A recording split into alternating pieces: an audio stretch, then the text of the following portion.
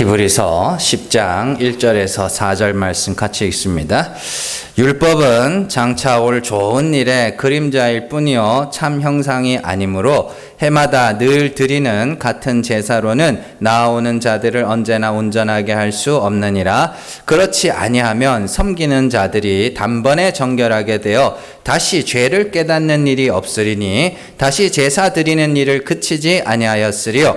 그러나 이 제사들에는 해마다 죄를 기억하게 하는 것이 있나니 이는 황소와 염소의 피가 능히 죄를 없이 하지 못함이라. 아멘. 히브리서 53번째 시간입니다. 누가 누구를 용서하는가입니다. 오늘 말씀뿐만이 아니라 우리가 성경을 이해하기 위해서는 용서라는 개념을 잘 아셔야 됩니다. 죄사함이 곧 용서예요. 그러니까 왜냐하면 성경에서 용서라는 것은 정말 중요한 개념이고 하나님이 예수 그리스도를 우리에게 보내신 목적이기도 하기 때문입니다. 하나님이 우리를 용서하신 것을 하나님이 우리를 사랑하셨다라고 하며 하나님이 우리를 사랑하신 것처럼 너희도 사랑하라라는 새 계명을 우리에게 주셨습니다. 그래서 성경에서 말하는 사랑이라는 건 용서라고 바꿔 읽어도 되는 말씀이죠. 요한일서 4장 10절에서 11절 말씀 같이 읽습니다.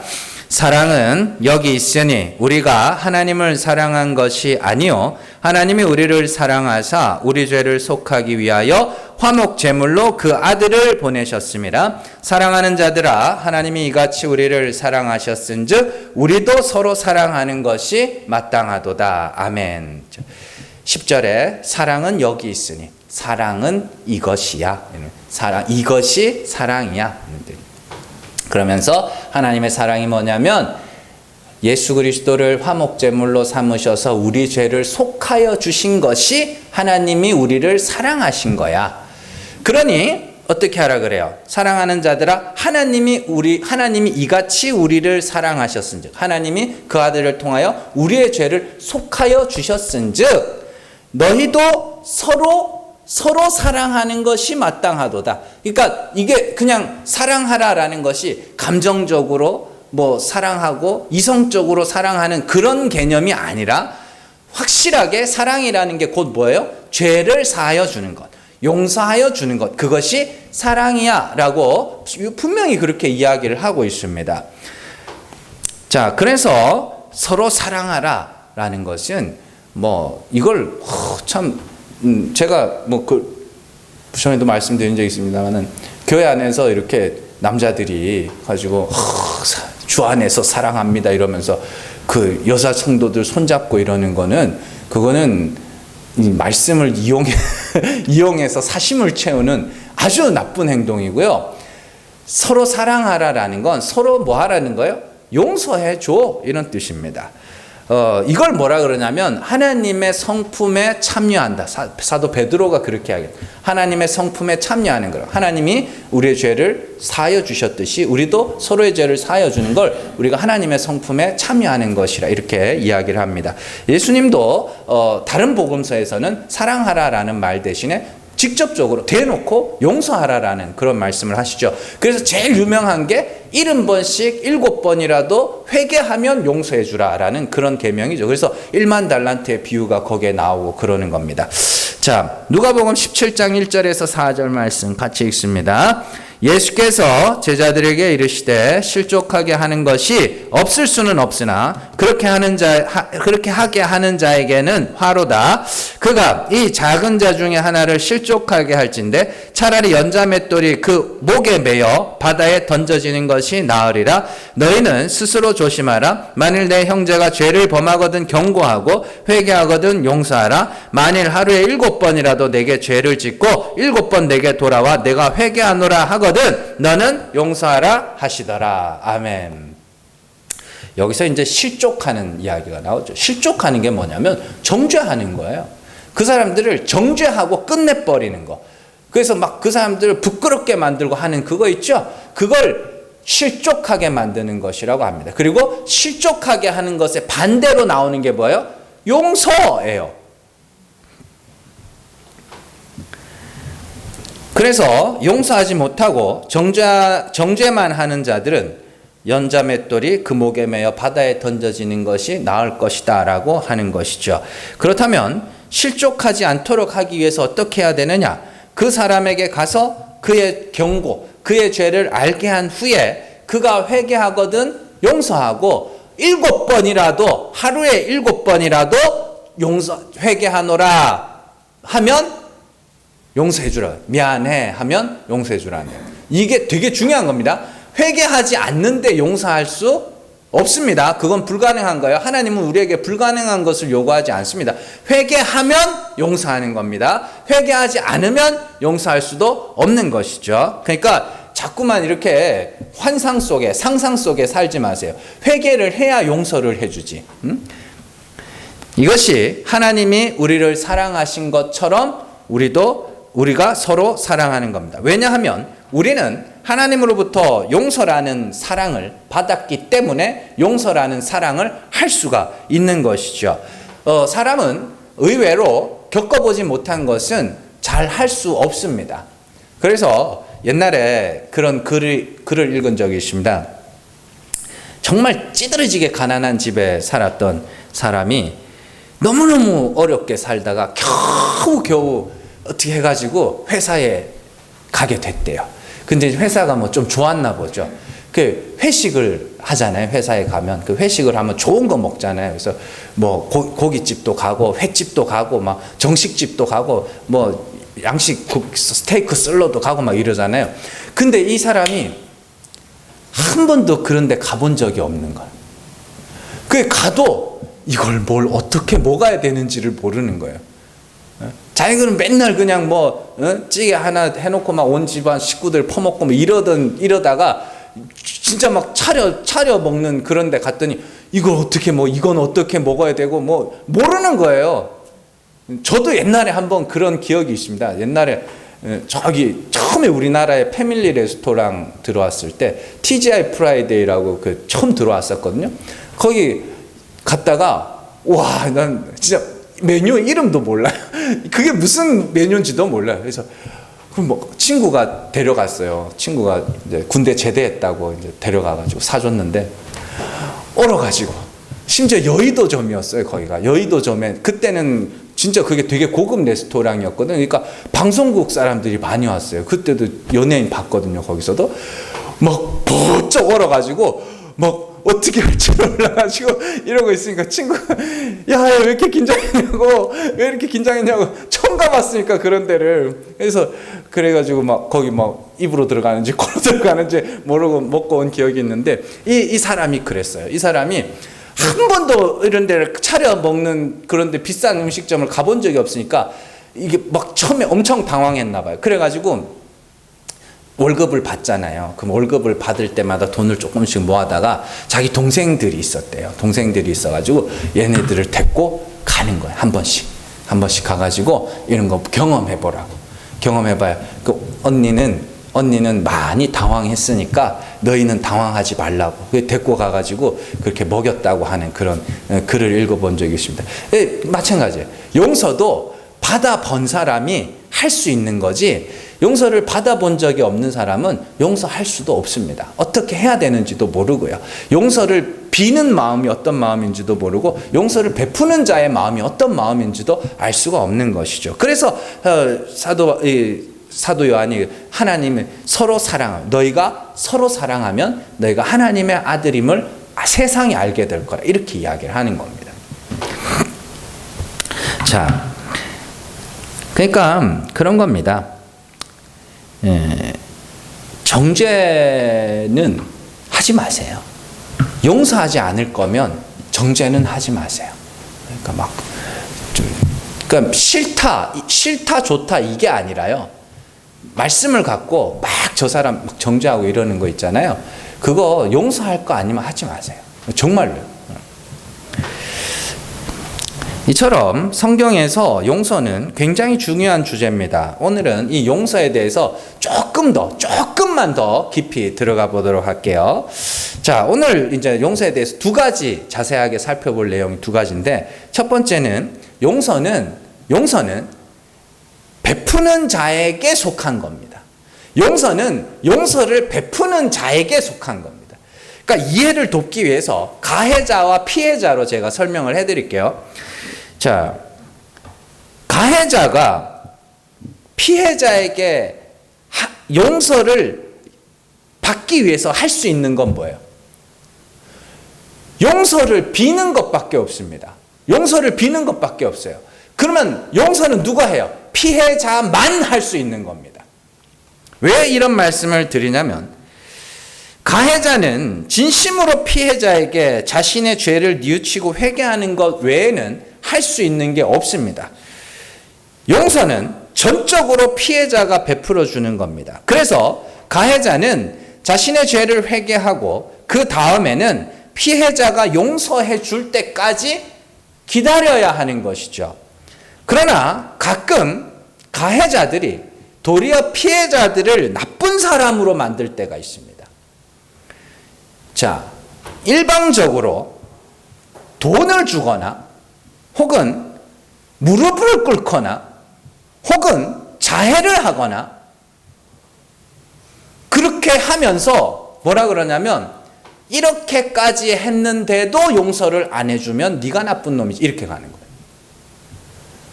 이게 되게 나쁜 이야기, 되게 나쁜 짓입니다.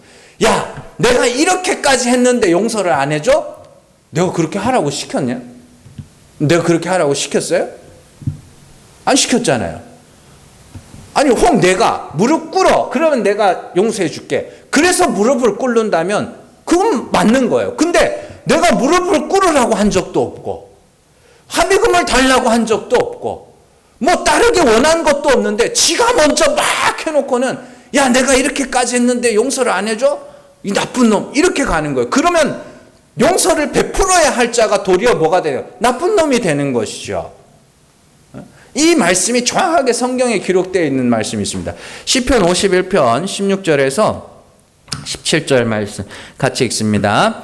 주께서는 제사를 기뻐하지 아니하시나니 그렇지 아니하면 내가 드렸을 것이라. 주는 번제를 기뻐하지 아니하시나이다. 하나님께서 구하시는 제사는 상한 심령이라. 하나님이여 상하고 통회하는 마음을 주께서 멸시하지 아니하시리이다. 아멘. 잘 보세요.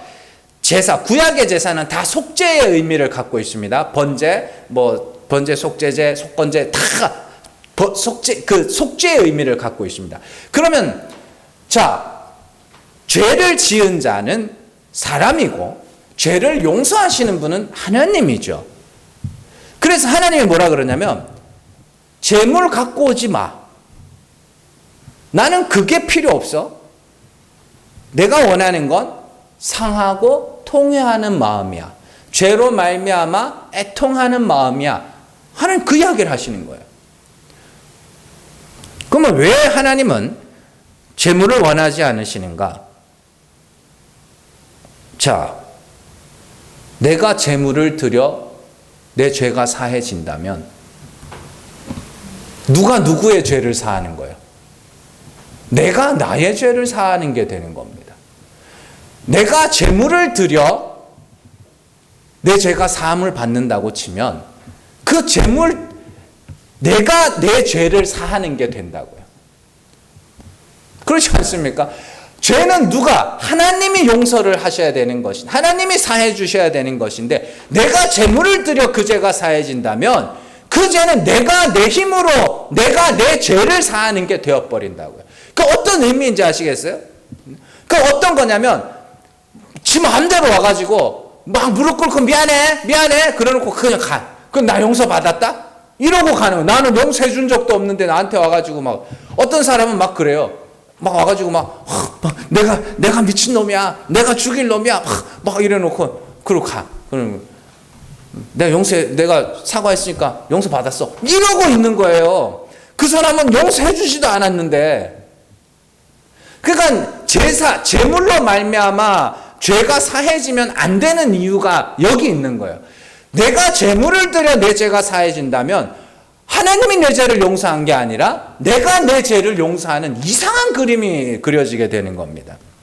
용서는 하나님이 베푸시는 것이고 사람은 하나님께 용서를 받아야 하는 자가 됩니다. 그래서 하나님이 원하시는 것은 상하고 통회하는 심령이라, 자기 죄로 말미암아 애통하며 하나님의 용서, 하나님의 긍휼하심을 바라는 자가 되는 것. 이게 하나님이 원하시는 제사란 말이에요. 그게.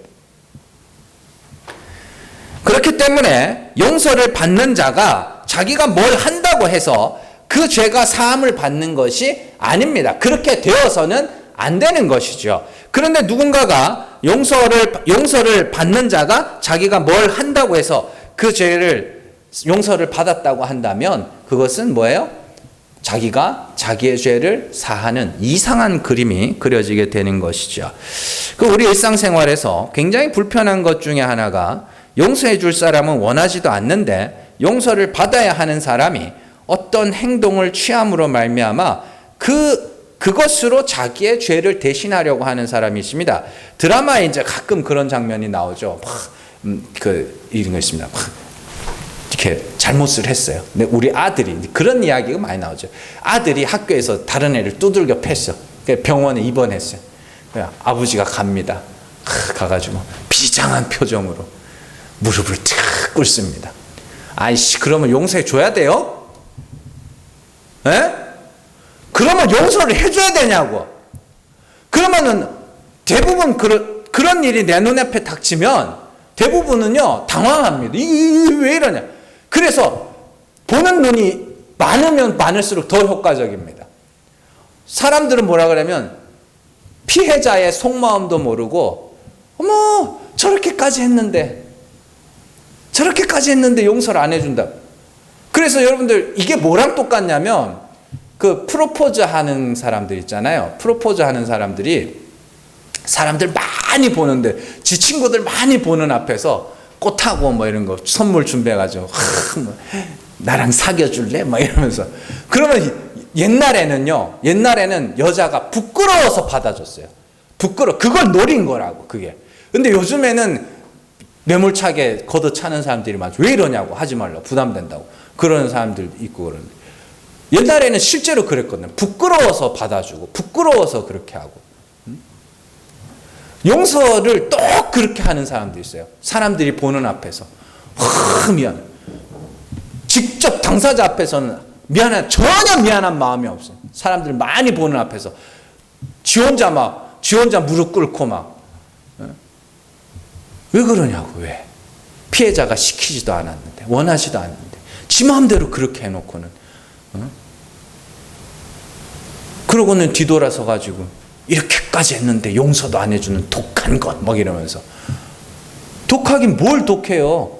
그 무릎이 얼마짜리길래 용서를 해줘야 되냐고. 그게. 우리의 무릎이 그렇게 귀중한 겁니까? 내가 고개 한번 까딱 숙이는 그 모가지가 그렇게 비싼 모가지예요? 피해자는 더 큰 피해를 보고 더 큰 아픔을 겪고 더 큰 상처를 받았는데 그 무릎이 그게 얼마짜리라고, 그게 뭐 그렇게 대단한 것이냐, 무릎 꿇는 게 얼마나 대단한 것이냐, 그러게 비장한 표정으로 무릎을 꿇고 그냥 배경음악까지 깔아가지고 그러냐고. 그건 용서가 아니에요. 용서받는 자는 무릎을 꿇을 필요도 없고요, 석고대죄를 할 필요도 없습니다. 가서 그냥 미안하다고, 죄송하다고, 당사자에게 미안하다고, 죄송하다고, 그래서 당사자가 혹 무릎을 꿇어라, 석고대죄를 해라, 그러면 혹 하면 뭐 할 수 있을까, 해야 될지 모르겠지만 정말로 용서를 해줘야 되는 사람은 그에게 원하는 건 상하고 통회하는 심령이라고요. 그렇지 않습니까? 이건 하나님이 우리에게 그런 걸 알라고 우리 마음에 다 심어놨다니까요. 자기가 수만 명이 보는 앞에서 직접 당사자한테는 아무 말도 안 하고 수만 명 앞에서 그냥 내가 죄송합니다. 뭔 소용 있냐고, 그게.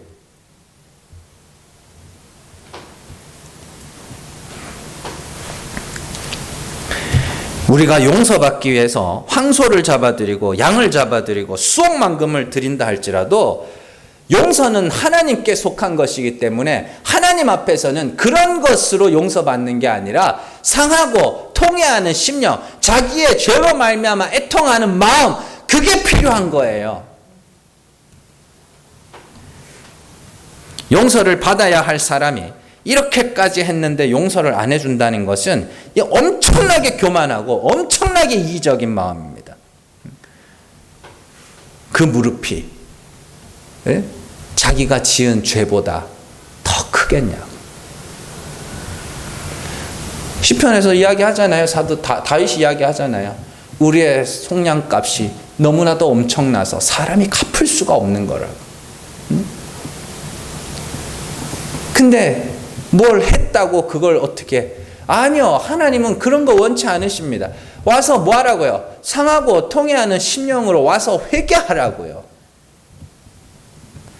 용서는 내가 상대방에게 무언가를 주고 특별한 어떤 행동을 해서 얻는 것이 아니라 용서 베풀 자에게 진심으로 회개하며 통회하며 그가 용서할 때까지 기다리는 것입니다. 왜냐하면 내가 뭘 해서 용서를 얻고 내가 뭘 줘서 용서를 얻는 거라면 그것은 내가 행한 일들의 대가요 보상이기 때문입니다. 그건 하나님께서도 원치 않으시고 우리도 그런 건 좋아하지 않는 것이죠.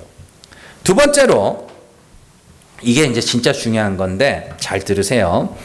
온전한 용서는 죄가 기억날 때마다 그 죄를 용서해 준 사람을 기억하게 만드는 기능이 있습니다. 온전한 용서는 용서해 준 사람이 용서받은 사람의 죄를 기억하지 않는 걸 온전한 용서라고 합니다. 이런 용서는 웬만해서는 잘 나타나지 않습니다. 그러나 가끔 진짜로 그런 일들이 일어나기는 합니다. 특히 이 관계가 가까울수록 부부 사이에 있을수록 그런 일들이 있습니다. 그래서 남편이 진심으로 아내한테 용서를 빌고 아내가 진심으로 남편한테 용서를 빌면 그래서 남편이 한번 용서해주고 아내가 한번 용서해주면 어느 정도 시간이 지나면 기억이 안 나는 경우들이 실제로 있습니다. 그건 머리가 나빠서 그런 게 아니고 그의 용서가 가지고 있는 능력 중에 하나입니다. 진심으로 회개하는 자들을 보고 그들을 불쌍히 여기는 마음으로 그들의 죄를 사해주면 기억이 안 날 때가 있어요. 가끔 있어요. 그런데요, 그 진짜 온전한 용서는 하나님이 하시는 겁니다. 그렇다면 용서를 해준 사람이 죄를 기억하지 않는다고 해서 용서를 받은 사람도 죄를 기억하지 말아야 하는가? 그렇지 않습니다. 용서받은 사람은 자신의 죄가 생각날 때마다 용서해 준 사람을 기억하게 됩니다. 그래서 용서받기 이전에는 죄가 나를 부끄럽게 하는 것이었다면 용서받은 후에 죄는 용서해 준 사람의 은혜를 기억하게 만드는 도구가 되는 겁니다. 이는 정확하게 하나님의 용서에 대한 말씀입니다. 로마서 3장 23절에서 26절 말씀 같이 읽습니다.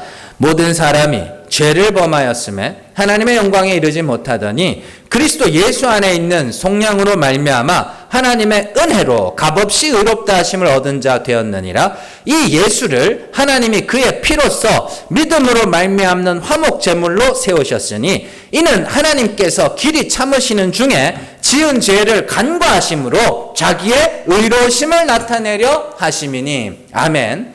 모든 사람이 죄를 범하였습니다. 그러나 하나님이 예수 그리스도를 화목 제물로 세우셔서 그를 믿는 자의 죄를 사하시죠. 그리고 전에 지은 죄를 뭐 했다 그래요? 간과하셨다. 간과했다는 건 기억조차 하지 않으신다는 뜻입니다. 이처럼 하나님은 죄를 기억조차 하지 않으십니다. 그러면 왜 하나님은 죄를 기억조차 하지 않으시는가? 마지막 절에 나오죠. 하나님께서 길이 참으시는 중에 전에 지은 죄를 간과하심으로 자기의 의로우심을 나타내려 하심이니. 하나님의 의로우심이라는 건 하나님의 하나님 되심을 하나님의 의로우심이라고 합니다. 하나님의 자비, 하나님의 용서, 하나님의 긍휼, 하나님의 사랑이 어떠한지를 나타내시기 위하여 우리의 죄를 사하여 주셔놓고 우리의 죄를 기억조차 하지 않으신다. 그러면 이제 하나님은 그런 분이에요. 이제 우리가 중요한 거죠.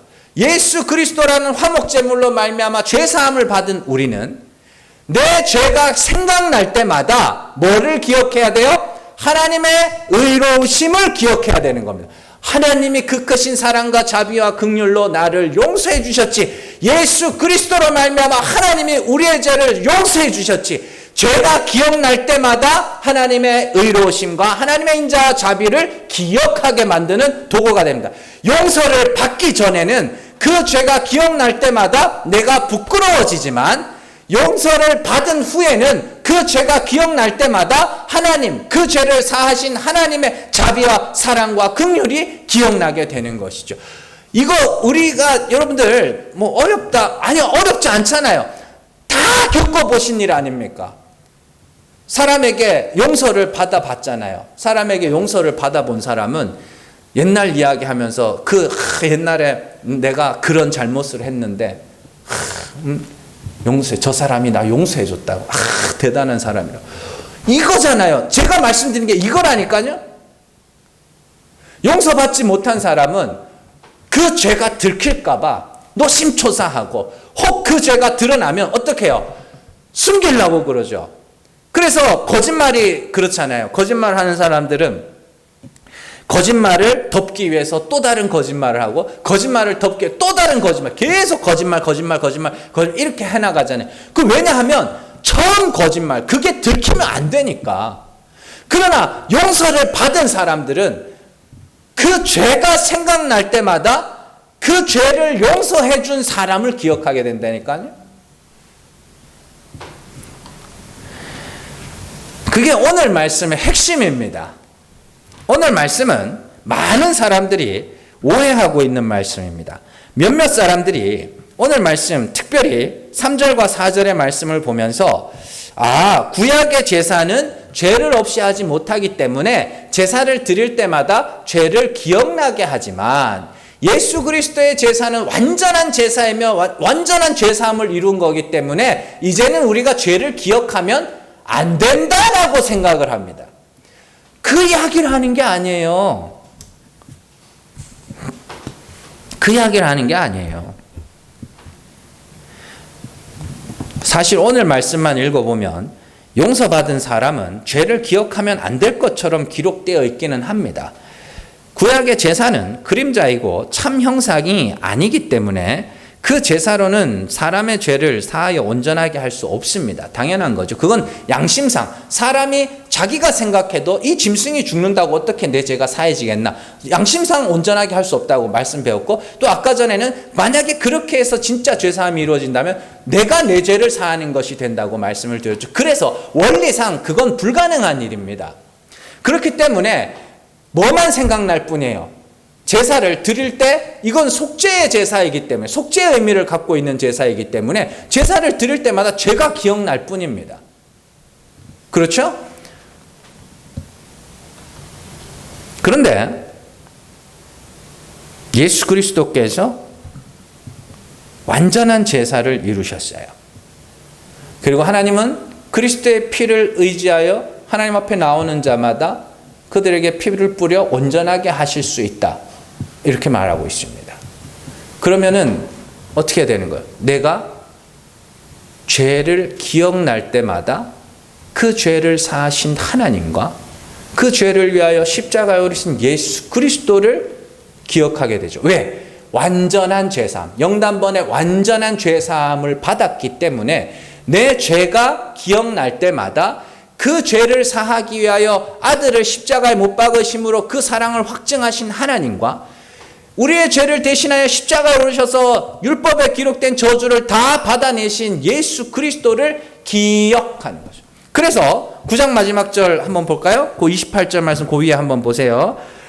같이 읽습니다. 이와 같이 그리스도도 많은 사람의 죄를 담당하시려고 단번에 들이신 바 되셨고 구원에 이르게 하기 위하여 죄와 상관없이 자기를 바라는 자들에게 두 번째 나타나시리라. 죄와 상관없이 자기를 바라는 자들 누구예요? 성도들입니다. 자기를 바란다는 게 뭐라 그랬어요? 예수 그리스도를 학수고대하는 자. 이 죽을 죄인을 위하여 십자가에 오르신 예수 그리스도를 학수고대하는. 왜요? 죄를 사함을 받았잖아요. 어떻게? 예수 그리스도의 대신 죽으심으로 말미암아 죄를 사함을 받았잖아요. 그러니까 그들이 죄가 생각날 때마다 누구를 기억해야 돼? 예수 그리스도를 기억해야 되는 거죠. 그게 우리 성찬식의 핵심 아닙니까? 성찬식의 핵심이잖아요. 그래서 성찬식은 뭐야? 그리스도를 기억하는 거라 그랬죠. 그리스도의 십자가를 기억하는. 그가 아니면 나는 죽어야 할 죄인이야. 그런데 그가 죽으심으로 말미암아 내가 죄 사함 받고 하나님 앞에 의롭다함을 받았으니, 그게 그리스도를 기억하는 거예요. 날마다. 그래서 신약시대 초대교회에서는 항상 모일 때마다 떡을 떼며, 그 떡을 떼며라는 단어가 그 성찬식이라는 단어입니다. 모일 때마다 성찬식을 했다는 건 그들이 모일 때마다 뭐 했다는 거예요? 예수 그리스도를 기억했다. 그러면서 사도 바울이 그 성찬의 이야기하면서 뭐라 그래요? 합당하지 못한 자가 있다 그래요. 누가 합당하지 못한 자예요? 죄 없다 하는 자가 합당하지 못한 자예요. 자기를 자랑하는 자가 합당하지 못한 자예요. 예수 아니면 나는 죽어야 할 죄인이야. 이 자들이 성찬에 합당한 자고.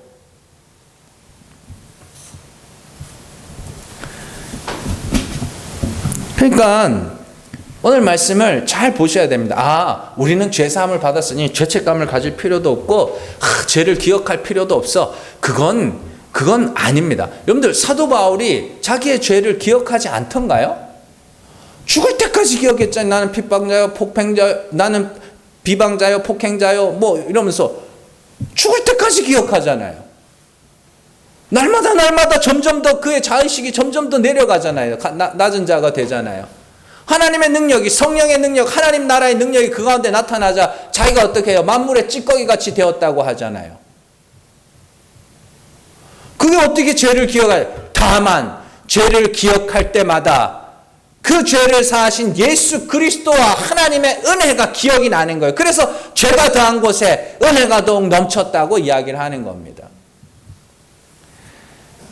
구약의 제사는 불완전한 제사이며 사람이 드리는 제물이라 하나님으로부터 용서가 이루어지는 것이 아니기 때문에 죄가 기억날 뿐이지만, 예수 그리스도로 말미암아 완전한 죄사함을 받은 성도들은 죄가 기억날 때 하나님의 은혜와 예수 그리스도의 십자가를 기억하게 되는 겁니다. 그래서 구약의 제사에 머물러 있는 사람은 죄가 기억나지만 예수 그리스도의 완전한 제사, 그리고 하나님의 용서를 받은 자들은 죄가 기억나지 않는 것이 아니라 하나님의 은혜와 예수 그리스도의 십자가로 말미암아 감사하고 찬송하게 되죠. 그래서 죄가 기억나는 건 뭐예요? 근심하게 되는 거예요. 죄가 기억나는 건 근심하는 거고 부끄러운 거죠. 그러나 그 죄를 사하신 예수 그리스도와 하나님의 은혜를 생각하니까 근심하는 자 같으나 기뻐하는 자라. 그게 그 이야기예요. 우리 성도의 삶입니다. 그래서 죄는요, 용서받은 자에게 있어서 죄는 용서한 사람을 사랑하게 만드는 도구가 돼요. 어렵지 않죠? 무슨 말씀인지 아시겠죠? 그래서 용서를 베풀어 줬어요. 용서를 받았어요. 그러면 그때 일이 이렇게 생각날 때마다 그냥 고마운 거예요. 용서해준 사람이 마냥 고마운 거예요. 하나님이 원하시는 게 그거라니까요. 우리가 하나님을 사랑한다는 게 그거라니까요. 하나님이 죄를 사해 주시는 모양 우리를 사랑해 주셨잖아요. 그러면 우리가 내가 내 죄를 생각할 때마다 그 죄를 사하기 위하여 아들을 내어주신 하나님의 사랑을 보고, 하나님이 이렇게 나를 사랑하여 주구나. 그걸 알아들이면 하나님이 네가 나를 사랑하는구나 라고 이야기를 하는 거예요.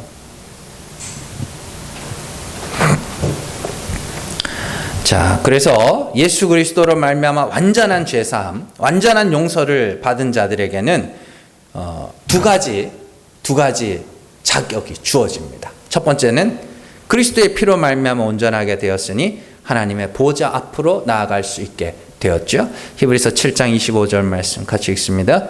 그러므로 자기를 힘입어 하나님께 나아가는 자들을 온전히 구원하실 수 있으니 이는 그가 항상 살아계셔서 그들을 위하여 간구하십니다. 히브리서 10장 19절 말씀 같이 읽습니다.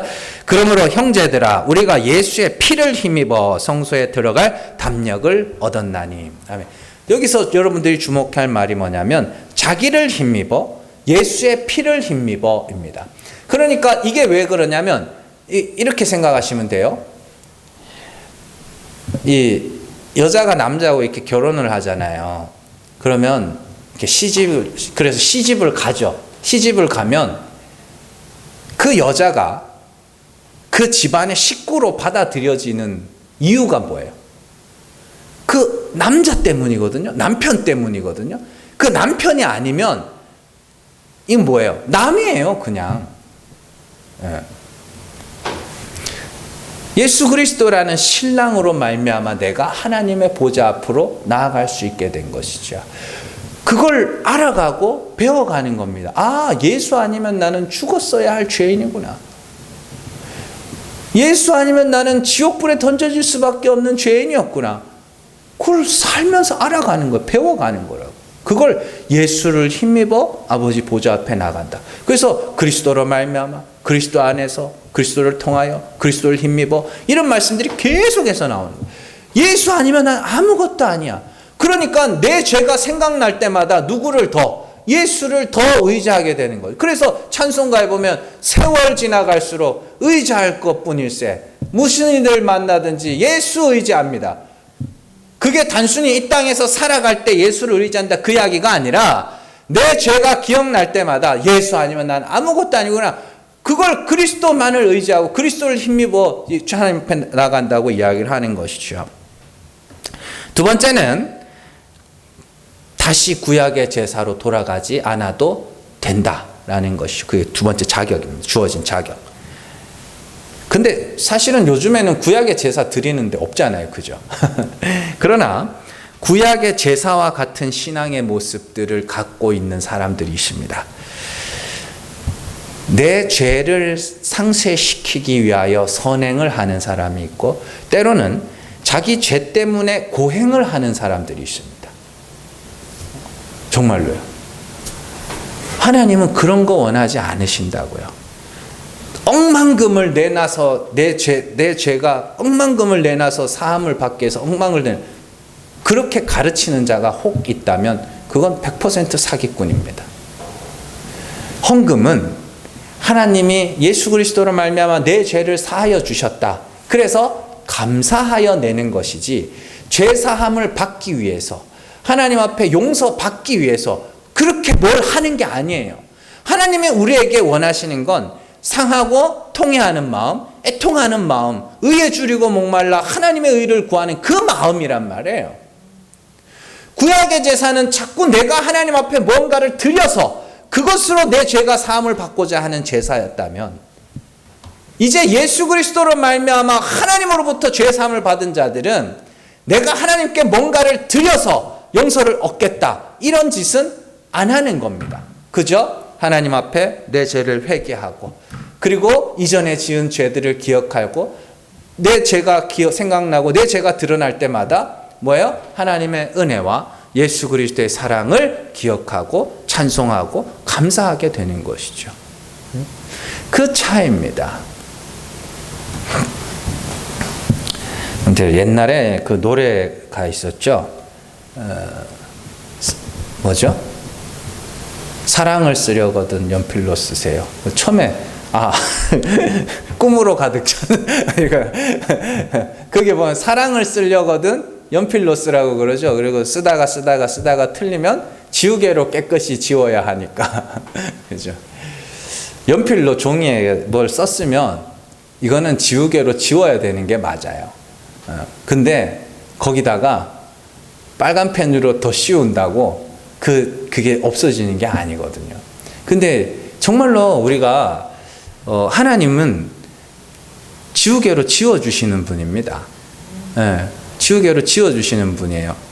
근데 우리는 자꾸만 뭔가를 거기다 덧칠을 하려고 해요. 덧칠을 하고. 그러면 안 됩니다. 우리는 죄는 하나님 앞에 드러내놓고 용서를 받아야 하는 것이고요. 그리고 하나님은 그리스도의 피로 말미암아 우리의 죄를 용서해 주시는 분입니다. 그러니까 하나님 앞에 나아갈 때에 하나님 나 이렇게 했으니까 용서해 주세요. 이게 구약의 제사식, 희생 제사식 신앙입니다. 나 이렇게 했으니까 용서해 주세요. 나 이렇게 했으니까 축복해 주세요. 다 똑같은 겁니다. 나 하나님 이런 거 했으니까 용서해 주세요. 자꾸 그렇게 하지 말고 회개할 거면 뭐예요? 하나님 용서해 주세요. 아니 진짜 하나님 필요한 게 있으면 하나님 도와주세요. 이거 해주세요. 그렇게 구하세요. 내가 이거 자꾸 딜을 하려고 하지 말라고. 우리에게 필요한 것은 회개이며 상한 심령이며 애통하는 마음입니다. 그리고 하나님은 예수 그리스도의 피를 뿌려 상하고 통해하는 자들을 죄를 사하여 주시고 온전하다 하시며 그들을 의롭게 하시죠. 죄값을 치르는 자가 아니라 죄를 용서받는 자가 되세요. 그리고 죄가 생각날 때마다 어떻게 해요? 부끄러워하지 마시고 그 죄를 사하시기 위하여 아들을 내어주신 하나님의 은혜와 기꺼이 십자가에 오르신 예수 그리스도의 사랑을 기억함으로 죄가 찬송으로 바뀌는, 그게 근심이 찬송으로 바뀌는 거예요. 그런 역사가 우리 안에 있기를 주님의 이름으로 축원합니다. 기도하겠습니다.